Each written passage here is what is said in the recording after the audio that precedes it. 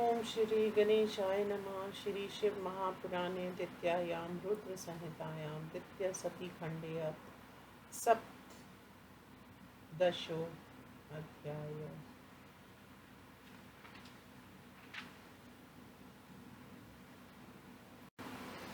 हिंदी अनुवाद। ब्रह्मा जी ने कहा, हे मुनिवर, इस प्रकार सभी देवताओं के कहने पर सती ने शिव जी की आदर पूर्वक स्तुति की और जिस प्रकार उसने शिव से वर पाया उसे आप सुनिए। उसके बाद सती ने फिर आश्विन मास के शुक्ल पक्ष की अष्टमी के दिन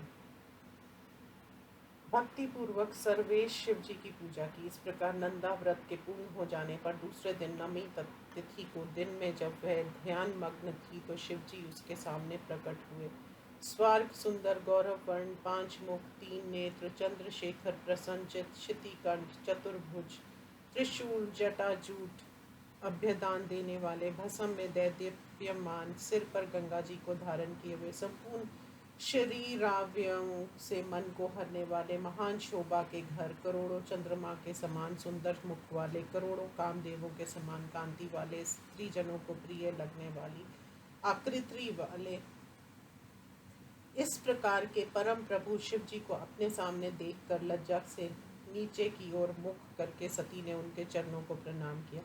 सदव्रत को करने वाली उस सती को अपनी पत्नी के रूप में चाहते हुए भी महादेव जी ने उनसे कहा। महादेव जी ने कहा, घोर तपस्या करने वाली हे दक्ष पुत्री, मैं तुम्हारे इस व्रत से प्रसन्न हूँ।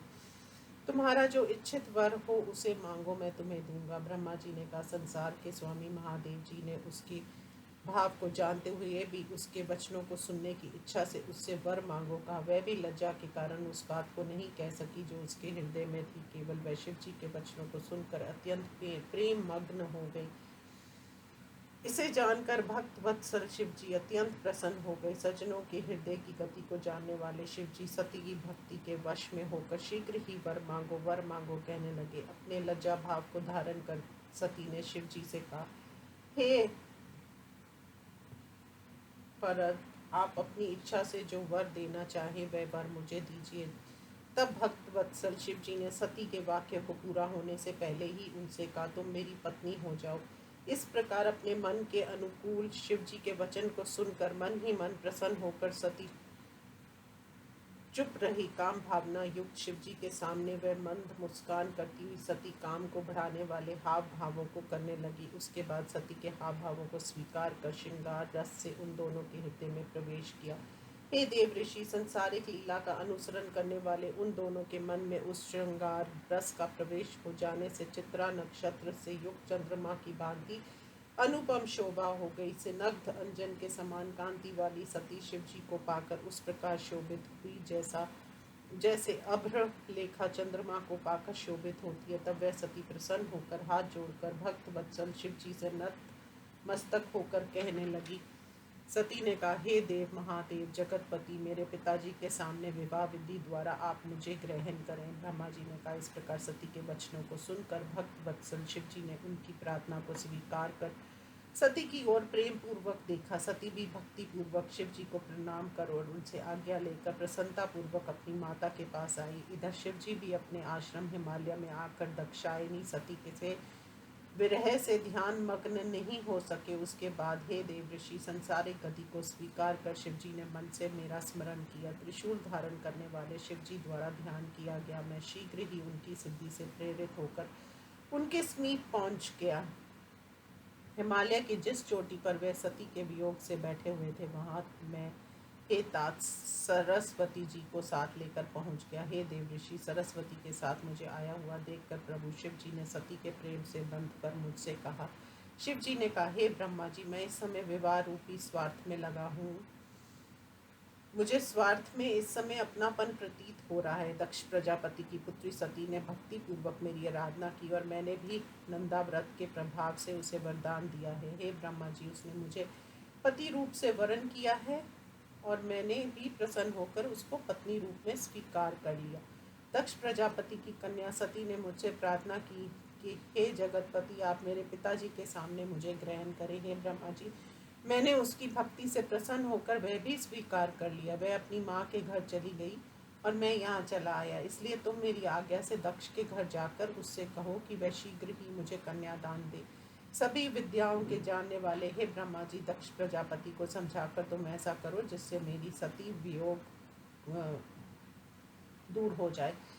ब्रह्मा जी ने कहा, इतना कहकर महादेव जी मेरे समीप बैठी हुई सरस्वती जी को देखकर सती के वियोग के कष्ट का अनुभव करने लगे। मैं उनसे आज्ञा पाकर कृतकृत्य और प्रसन्न होकर उन भक्त वत्सल शिव जी को संसार का स्वामी कहने लगा। ब्रह्मा जी ने कहा, हे भगवान, हे शिव जी, जो आपने विचार कर निश्चित रूप से कहा है, हे वृषभध्वज, उसमें देवताओं का तथा मेरा भी स्वार्थ है। यद्यपि दक्ष प्रजापति आपको अपनी कन्या स्वयं ही देगा, फिर भी मैं आपकी बात को उससे कहता हूँ। ब्रह्मा जी ने कहा, इस प्रकार सर्वेश्वर प्रभु महादेव जी से कहकर मैं अत्यंत वेग से चलने वाले रथ में बैठकर दक्ष के घर गया। नारद जी ने कहा, हे विधि, हे प्राज्ञ, हे महाभाग, हे बोलने वालों में श्रेष्ठ, सती के घर चले जाने पर उसके बाद दक्ष ने क्या किया? ब्रह्मा जी ने कहा, तपस्या करने के बाद इच्छानुकूल वर पाकर उस सती ने घर आकर अपने माता पिता को प्रणाम किया। सती की भक्ति से प्रसन्न शिव जी द्वारा प्राप्त वरदान की चर्चा उसने अपनी सखी से माता पिता को सुनवा दी। सखी द्वारा उसके माता पिता उस समाचार को सुनकर आनंद मग्न होकर घर में उत्सव मनाने लगे। उदार बुद्धि दक्ष ने ब्राह्मणों को दक्षिणा दी और वीरिनी ने अंधों तथा दीनों को दान दिया। वीरिनी अपनी कन्या का आलिंगन कर उसका माथा सूंघकर प्रसन्न होकर बार बार उसकी प्रशंसा करने लगी। तदंतर कुछ समय बीत जाने पर धर्मात्मा दक्ष ने सोचा कि शिव जी को ये पुत्री कैसे दी जाए। महादेव जी यहाँ आकर प्रसन्न होकर चले गए। अब फिर वे इस कन्या के लिए यहाँ कैसे आएंगे? यदि मैं विधिवत किसी को शिव जी के पास भेजूं और उन्होंने स्वीकार नहीं किया तो हमारी ये याचना व्यर्थ हो जाएगी। अंत ये भी उचित नहीं है। अथवा मैं अपनी कन्या के साथ उन शिव जी की पूजा करूंगा जिससे स्वयं कार्य की सिद्धि हो जाएगी। सती द्वारा उत्तम प्रकार से पूजा किए जाने पर वे भी उसे पत्नी रूप में चाहेंगे, जैसा कि उन्होंने पहले सती को वरदान दिया ही है। इस प्रकार दक्ष प्रजापति विचार कर ही रहे थे, तब तक मैं एकाएक सरस्वती जी को साथ लेकर वहां पहुंच गया। मुझे अपने पिता को आया हुआ देखकर दक्ष ने प्रणाम कर यथोचित आसन आदि दिया। संपूर्ण लोकों के स्वामी मुझे वहां आया हुआ देखकर, यद्यपि वह उस समय चिंतित था, फिर भी प्रसन्न होकर उसने मेरे आने का कारण पूछा। दक्ष ने कहा, हे जगत गुरु, हे सृष्टिकर्ता, आप किस लिए यहाँ आए हैं? मेरे ऊपर कृपा करके उसे कहिए। हे सृष्टिकारक, आप मेरे स्नेह से अथवा किसी कारण से यहाँ आए हैं। मैं आपके दर्शनों से अत्यंत प्रसन्न हूँ। ब्रह्मा जी ने कहा, हे मुनिवर, मेरे पुत्र दक्ष द्वारा ऐसा पूछे जाने पर उसे आनंदित करते हुए मैं उससे कहने लगा। ब्रह्मा जी ने कहा, हे दक्ष, मैं जिस लिए तुम्हारे पास आया हूँ उसे सुनो। तुम्हारी संतान का हित जानना तुम्हारा और मेरा कर्तव्य है। तुम्हारी पुत्री ने जगतपति महादेव की आराधना कर जो वर मांगा है उसका समय आ गया है। शिव जी ने तुम्हारी कन्या को प्राप्त करने के लिए मुझे शीघ्र तुम्हारे पास भेजा है। इस अवसर पर तुम्हें जो उत्तम कार्य करना हो करो और उसे कर डालो। शिव जी जब से उससे वर देकर गए हैं तब से वे तुम्हारी कन्या के वियोग के सामान्य रूप में से सुखी नहीं है। जो कामदेव अपने पुष्प में बाणों को चलाकर और अनेक प्रयत्न करके भी जिस शिव जी को नहीं जीत सका, वह शिव कामबान से पीड़ित होकर अपने चिंतन को छोड़कर केवल सती की चिंता में सामान्य पुरुष की भांति मग्न है। पुरानी अपनी बात को भूलकर गणों के सामने उसके अभाव में भी सती कहाँ है कह रहे हैं। हे पुत्र, पहले जो मैंने तुमने कामदेव ने और मरीचि आदि मुनिवरों ने चाहा था वह आज सिद्ध हो गया। पहले तुम्हारी पुत्री ने शिव की आराधना की, अब वे उसे प्राप्त करने के लिए उसका ध्यान करते हुए हिमालय पर निवास कर रहे हैं। जिस प्रकार सती ने अनेक प्रकार के भावों से शिव जी की आराधना की थी, अब उसी प्रकार शिव जी उसकी आराधना कर रहे हैं। इसलिए शिव जी के लिए जिस कन्या को आपने उत्पन्न किया है उसे उन्हें समर्पित कर तुम कृतार्थ हो जाओ। मैं नारद के साथ उन्हें तुम्हारे घर ले आता हूँ और तुम इसे उन्हें दे डालो। ब्रह्मा जी ने कहा, मेरे इन वचनों को सुनकर मेरा पुत्र दक्ष अत्यंत प्रसन्न होकर कहने लगा, आपने जो कहा था वह सब मुझे स्वीकार है मुनिवर। उसके बाद मैं अत्यंत प्रसन्न होकर वहाँ आया जहाँ संसार की ओर प्रवृत्त शिव जी उत्सुक होकर बैठे थे। हे नारद, मेरे जाने के बाद दक्ष प्रजापति अपनी स्त्री तथा पुत्री के साथ अमृत से भरे हुए के समान सफल मनोरथ हो गए। इस प्रकार श्री शिव महापुराण में सती वर प्राप्ति नामक 17वां अध्याय समाप्त। अथाष्टादशो अध्याय। नारद जी ने कहा, हे तात, जब आप शिव जी के समीप गए उसके बाद शिव जी ने क्या चरित्र किया और क्या बात कही, ब्रह्मा जी ने कहा। उसके बाद प्रसन्न होकर हिमालय पर्वत पर स्थित परमेश्वर महादेव शिव जी को लेने के लिए गया। तब समस्त संसार की सृष्टि करने वाले मुझे आता हुआ देखकर शिव जी सती के मिलने के बारे में संदेह करने लगे। उसके बाद शिव जी अपनी लीला से लोक व्यवहार का आश्रय लेकर सती की भक्ति से प्रेरित होकर सामान्य व्यक्ति की भांति मुझसे कहने लगे। शिव जी ने कहा, हे ब्रह्मा जी, आपके पुत्र ने मुझे सती को देने के संबंध में आपसे क्या कहा, कहिए, जिससे मेरा हृदय काम पीड़ा से फट ना जाए।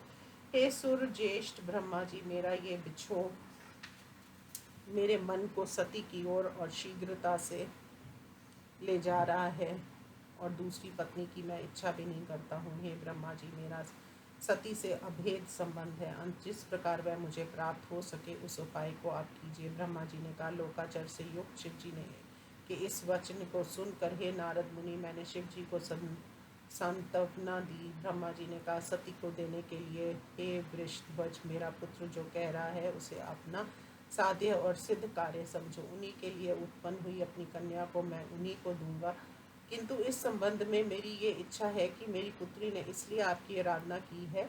अब शिव जी भी जब मुझे ढूंढेंगे तब मैं अपनी कन्या उन्हें दूंगा। हे ब्रह्मा जी, शुभ लगन तथा शुभ मुहूर्त में वे मेरे घर आए, तब मैं भिक्षा रूप में शिव जी को अपनी कन्या दान करूंगा।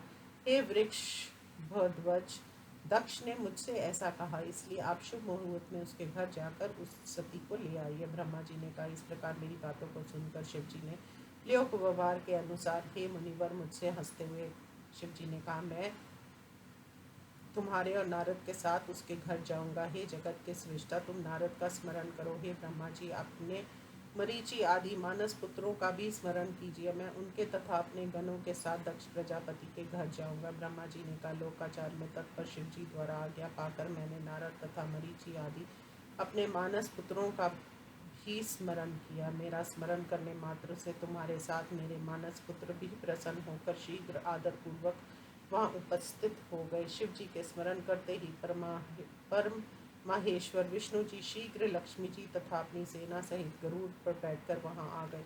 उसके बाद चैत्र शुक्ल पक्ष रविवार त्रयोदशी तिथि तथा पूर्वा फाल्गुनी नक्षत्र में शिव जी ने यात्रा की। ब्रह्मा विष्णु आदि सभी देवताओं तथा मुनिवरों के साथ मार्ग में जाते हुए शिव जी सुशोभित हो रहे थे। प्रसन्न चित्त से जाते हुए देवताओं तथा शिवगणों के मन में अत्यंत उत्साह हुआ। हाथी, बैल, नंदी, बाघ, सर्प, जटा, चंद्रकला, ये सभी शिव जी की इच्छा से यथोचित भूषण हो गए। तदंतर बलवान योगी नंदीश्वर के साथ वे शिव जी विष्णु आदि को लेकर दक्ष प्रजापति के घर पहुंचे। तब विनम्र दक्ष प्रसन्न होकर सर्प परिवार उनके सामने गया। मुनिवरों के साथ क्रमश बैठे हुए सभी देवताओं का दक्ष प्रजापति ने उस समय स्वयं सत्कार किया। सभी देवताओं तथा मुनिगणों को लेकर दक्ष प्रजापति शिव जी को घर के भीतर ले गए। प्रसन्नचित होकर दक्ष ने उत्तम आसन देकर विधि विधान के साथ शिव जी की पूजा की। उसके बाद दक्ष ने ब्रह्मा विष्णु देवताओं अनेक उनके गणों तथा ब्राह्मणों की उचित विधि से पूजा की। लोक के पूज्य उन मानस मुनियों द्वारा उनकी यथोचित पूजा करके दक्ष ने उनका सत्कार किया। तब मेरे पुत्र ने अपने पिता मुझ ब्रह्मा से प्रणाम कर प्रेम पूर्वक का, इस विवाह कार्य को आप ही पूर्ण कीजिए। मैंने भी प्रसन्न होकर उसे कहा, अच्छा, इस कार्य को मैं करूँगा। ऐसा कहकर उस संपूर्ण कार्य को मैंने पूरा कर दिया। उसके बाद ग्रहों के बल से युक्त शुभ लगन तथा शुभ मुहूर्त में दक्ष ने अपनी कन्या सती को प्रसन्नता पूर्वक शिव जी को दिया। शिव जी ने भी विवाह विधि द्वारा दक्ष पुत्री सती का पावनी ग्रहण किया। मैं ब्रह्मा विष्णु अन्य देवता तथा मुनिजन सभी ने शिव जी को प्रणाम किया और विविध प्रकार से स्तुति की। उस समय नाच गाने के साथ महान उत्सव हुआ। उसे देखकर सभी देवता तथा मुनीश्वर अत्यंत आनंदित हुए। उस समय मेरा पुत्र दक्ष शिव जी को अपनी कन्या देकर कृतकृत्य हो गया और संपूर्ण मंगल के घर शिव पार्वती प्रसन्न हुए। इस प्रकार शिव महापुराण में कन्यादान वर्णन नामक 18वां अध्याय समाप्त। ओम नमः शिवाय।